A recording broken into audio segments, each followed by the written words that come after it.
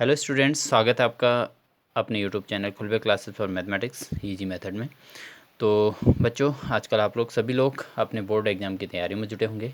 आपके पास केवल 1 महीने का समय रह गया है और इस 1 महीने के अंतर्गत आपने एक अच्छी प्रिपरेशन करनी है जिससे आप अच्छा स्कोर कर सकें मैथमेटिक्स में, 90+ कर सकें, 95 ला सकें, 99 ला सकें, 100 ला सकें। तो बच्चों, इसके लिए आपको एक सटीक प्रिपरेशन की ज़रूरत है जिससे आप लिमिटेड पढ़ें, कम पढ़ें और अच्छी तैयारी हो और आप पेपर में अच्छा स्कोर कर सकें, अच्छा अटेंड कर सकें, सारे क्वेश्चन अटेम्प्ट कर सकें। लगभग 30 क्वेश्चन बोर्ड एग्जाम में आते हैं आपके 10th मैथमेटिक्स में।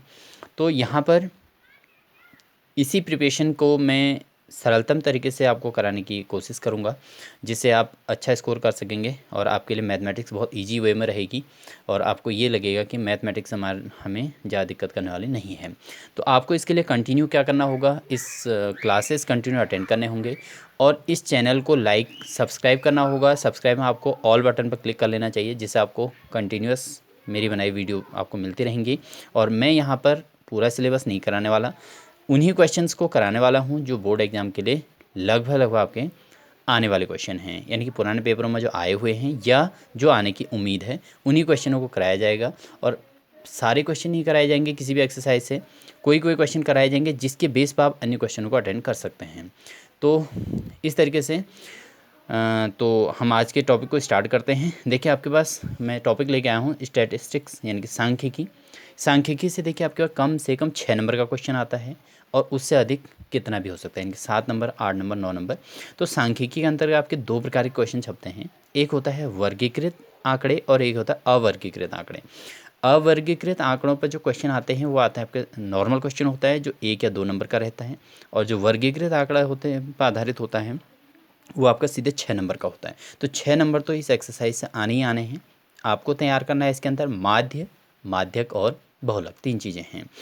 तो बच्चों, मैं अभी इसमें आपके अवर्गीकृत आंकड़ों पर चर्चा करूंगा, क्योंकि अवर्गीकृत आंकड़ों का क्वेश्चन या तो आपका 1 नंबर का आता है या 2 नंबर का आता है, लेकिन आता ज़रूर है, बहुत सरल होता है। अधिकांश बच्चे उसके प्रिपरेशन न होने के कारण उसको छोड़ देते हैं, तो ऐसा आपको नहीं करना है।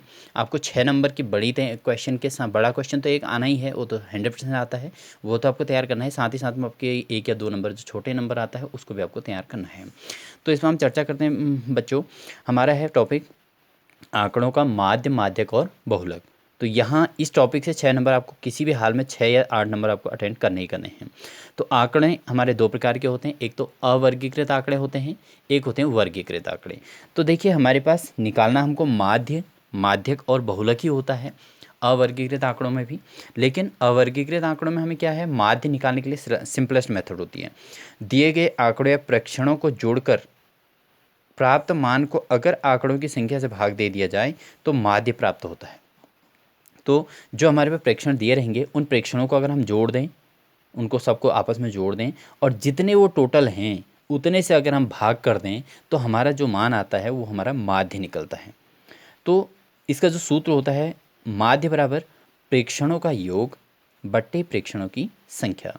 इसके लिए आपका ये क्वेश्चन पेपर में बहुत बार पूछा गया है कि यदि आपके पास किसी प्रेक्षणों में x1, x2, x3, xn तक हैं, n पदों के लिए हैं, तो ऐसी स्थिति में माध्य क्या होगा।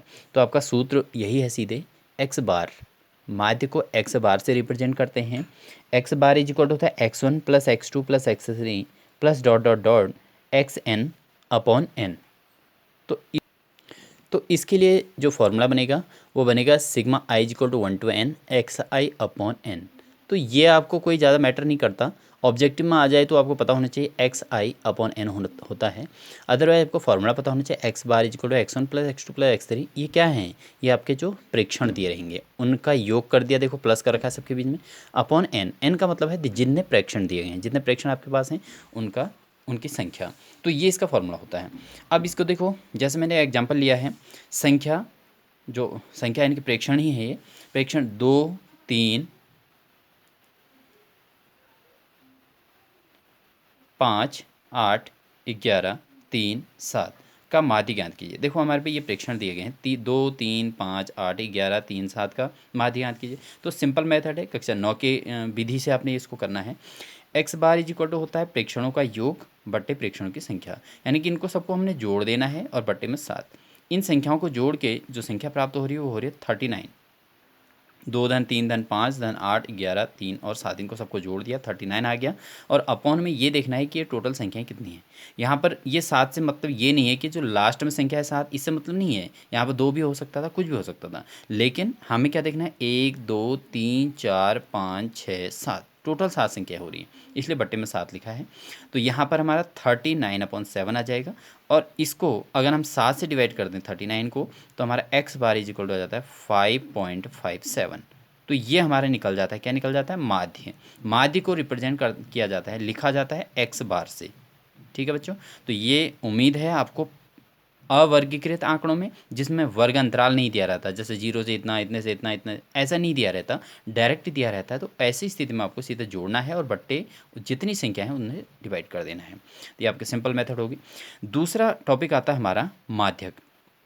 अब माध्यक के लिए भी यहाँ पर अवर्गीकृत आंकड़े हैं, तो ऐसी स्थिति में माध्यक के लिए हमें क्या करना होता है, प्रेक्षणों या आंकड़ों को आरोही क्रम या अवरोही क्रम में लिखने पर, आरोही और अवरोही आप समझ सकते हैं, आरोही मीन्स होता है बढ़ते क्रम में, या तो सबसे छोटे से ऊपर को लिखते रहो संख्याएं, या सबसे बड़े से ऊपर को लिखते रहो, सबसे बड़े से नीचे को लिखते रहो। तो इस तरीके से आरोही अवरोही क्रम में लिखने पर जो संख्या सबसे बीचों बीच में या मध्य पद में आती है उसे क्या कहते हैं, माध्यक कहते हैं।